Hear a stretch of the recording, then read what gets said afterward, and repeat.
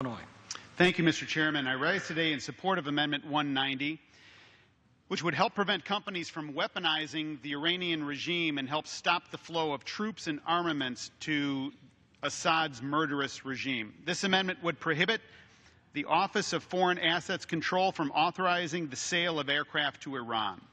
Western companies are in the process of trying to sell dozens of planes to Iran Air, that is Iran's flagship carrier, and other Iranian airlines with deep ties to hostile Iranian actors. Iran's aviation sector, led by Iran Air, has a long history of illicitly transporting militants, weapons, and explosives on commercial aircraft to terror groups and rogue regimes. Iran's Islamic Revolutionary Guard Corps, the IRGC, and Iran's Ministry of Defense use commercial aircraft to directly support Iran's campaign of terror around the Middle East. Now, in recent years, both before the Iran nuclear deal and after, Iranian airlines have served as a lifeline to the Assad regime, transporting weapons and troops to the embattled dictator. Iran Air was recently designated by the U.S. Treasury for such activity. Numerous Iranian airlines remain sanctioned. Last year, while speaking on the floor in support of these same amendments, which passed the floor, I had on display this map beside me exhibiting the route of an Iran Air flight in the middle of the night from an IRGC hub to war-torn Damascus.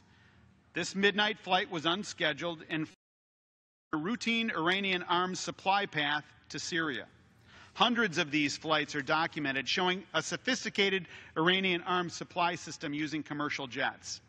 On display now is even more compelling evidence of Iran Air's nefarious activity. These recently taken photos display Iran-backed Afghani militiamen flying Iran Air to Syria. And you can see these same militiamen holding AK-47s on the ground in the Syrian war zone and prepping heavy artillery. These fighters are reported to be part of an IRGC training Afghan Shiite militia actively fighting for the Assad regime. Iran Air and the IRGC transport these jihadis to Syria to fight for a dictator responsible for the deaths of almost 500,000 people, Mr. Chairman.